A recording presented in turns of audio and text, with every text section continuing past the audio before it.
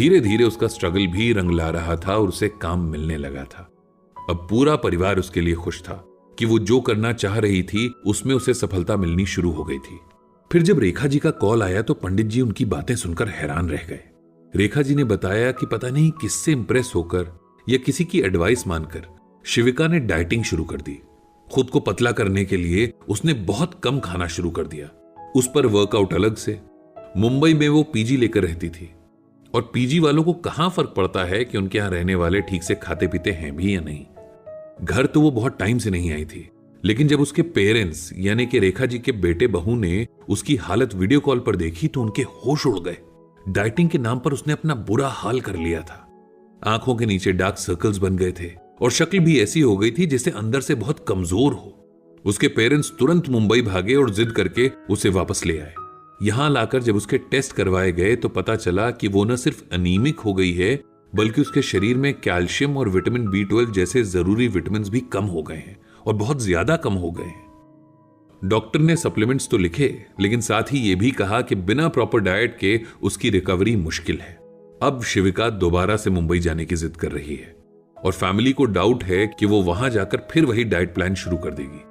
पंडित जी ने रेखा जी से कहा कि अगर वे ये चाहती हैं कि मैं शिविका को समझाऊं तो ये फोन पर पॉसिबल नहीं हो पाएगा, इसीलिए उन्हें शिविका से मिलना होगा। अगर रेखा जी और शिविका उनके पास आ जाएं तो न सिर्फ उन्हें बल्कि शिविका को भी बहुत अच्छा लगेगा। उसके लिए यह बहुत अच्छा चेंज भी हो जाएगा। रेखा जी को भी पंडित जी की यह बात बहुत अच्छी लगी थी। उनसे बात करने के बाद पंडित जी को श्रीमद् भगवद गीता का यह श्लोक याद आ गया था, नात्यशंतस्तु योगो अस्ति न चैकांतमश्नतः न चाति स्वप्नशीलस्य जागृतो नैव च अर्जुन। इस श्लोक में भगवान श्री कृष्ण अर्जुन को कर्म योग के बारे में समझा रहे हैं। भगवान कहते हैं कि हे अर्जुन, ये योग न तो बहुत खाने वाले का, न बिल्कुल ना खाने वाले का, न बहुत सोने के स्वभाव वाले का और न सदा जागने वाले का ही सिद्ध होता है।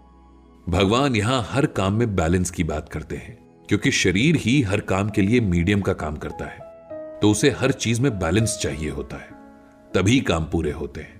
शरीर को इसलिए कष्ट देना ताकि अब दुनिया के बनाए रीति रिवाजों पर खरे उतर सकें जिनका कोई आधार नहीं है, यह बहुत गलत बात है।